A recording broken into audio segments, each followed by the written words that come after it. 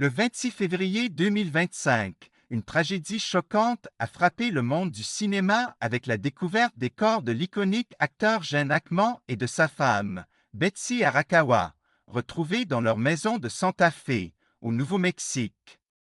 À première vue, cela semblait être une fin paisible pour un couple vieillissant qui avait choisi de se retirer loin des projecteurs de Hollywood. Cependant, plus les détails de la scène du crime étaient dévoilés, plus la situation devenait mystérieuse et déroutante. Hackman, une légende du cinéma mondialement connue pour ses rôles dans The French Connection et Unforgiven, était désormais une figure du passé, retirée de la vie publique depuis plusieurs années. Arakawa, quant à elle, était une pianiste classique talentueuse, connue pour sa discrétion et sa vie en dehors des projecteurs. Le couple semblait vivre une existence tranquille, loin de l'agitation de la célébrité. Pourtant, le 26 février, la scène qui attendait l'employé de maintenance de la maison serait tout sauf tranquille. Lors de sa visite habituelle pour vérifier l'état de la propriété, l'employé trouva la porte d'entrée grande ouverte et, après avoir échoué à joindre le couple par téléphone, entra dans la maison. Là, il découvrit les corps sans vie de Hackman et Arakawa, apparemment morts depuis plusieurs jours. Le corps de Hackman reposait dans l'entrée de la maison, tandis qu'Arakawa se trouvait dans la salle de bain. À côté de la scène macabre se trouvait un autre indice pour le moins étrange, un des chiens du couple, mort dans un placard, tandis que les autres chiens semblaient affamés et déshydratés. Les premiers éléments de l'enquête semblaient pointer vers une cause naturelle, peut-être liée à l'âge avancé du couple. Mais tout cela allait rapidement devenir plus complexe.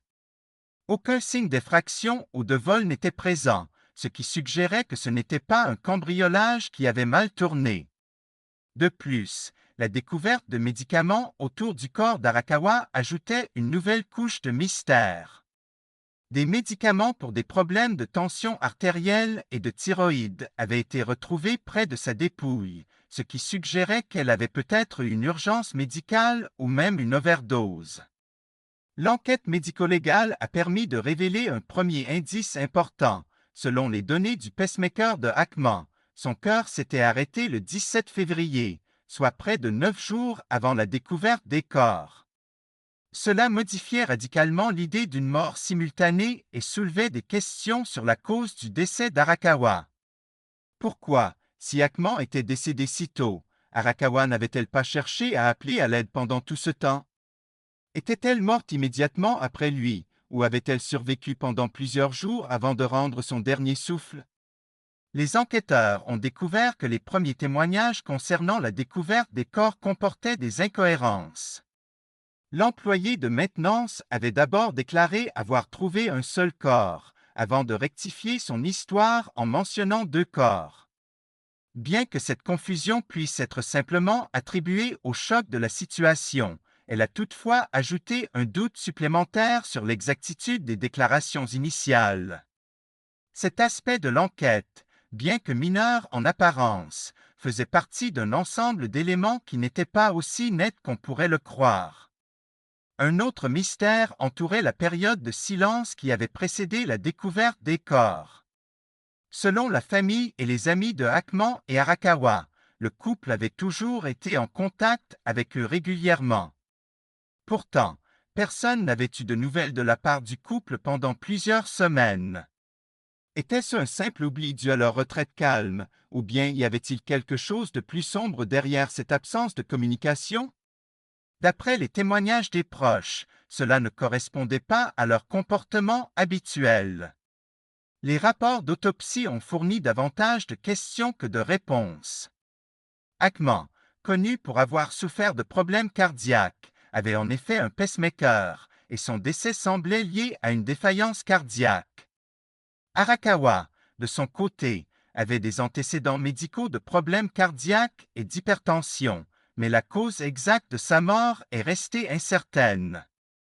Aucun traumatisme physique n'a été trouvé, mais la présence de médicaments et les circonstances de sa découverte laissent penser qu'elle aurait pu mourir en essayant d'aider son mari ou d'échapper à une situation de panique extrême. Un autre détail étrange de la scène du crime a été la découverte du chien mort dans le placard. Selon les résultats de l'autopsie, ce chien était mort de déshydratation, ce qui implique qu'il avait été coincé dans ce placard pendant plusieurs jours sans accès à l'eau. Cette découverte a bouleversé les enquêteurs. Pourquoi ce chien avait-il été enfermé dans un placard alors que les autres animaux avaient survécu? Était-il malade ou avait-il été séparé des autres animaux par accident? La recherche d'une explication à la situation a fait naître diverses théories. L'une des plus plausibles est celle selon laquelle Ackman aurait subi une crise cardiaque ou un accident médical le 17 février, provoquant sa chute dans l'entrée. Arakawa, en entendant son mari s'effondrer, se serait précipitée pour l'aider. Mais en découvrant qu'il était déjà mort, elle aurait probablement été bouleversée par la situation, perdant son équilibre émotionnel. Elle se serait alors rendue dans la salle de bain, peut-être pour chercher des médicaments ou un moyen de faire face à son propre stress, avant de décéder elle aussi.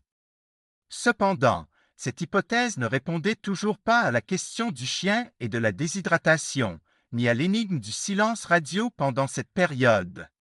Les enquêteurs ont également observé l'incohérence dans le témoignage de l'employé de maintenance. Bien que son erreur initiale n'ait été que mineure, elle a révélé qu'il n'y avait peut-être pas de témoin direct du décès ou d'autres éléments de preuve immédiats, ce qui a compliqué l'enquête. L'employé n'avait vu aucun signe d'effraction ni de violence sur les lieux, mais pourquoi n'avait-il pas essayé de signaler plutôt l'absence de nouvelles de Ackman et Arakawa? L'absence d'appel au secours, le comportement étrange de l'employé et la découverte des corps dans des positions qui semblaient déplacées ont compliqué l'hypothèse d'un simple accident médical. Le mystère de la mort de Ackman et Arakawa reste aujourd'hui entier, bien que les enquêteurs tentent de réunir les pièces du puzzle. Le décès du couple Ackman est une tragédie qui a touché de nombreux fans à travers le monde. Cependant, les questions qui demeurent entourant leur mort rendent cette tragédie encore plus complexe.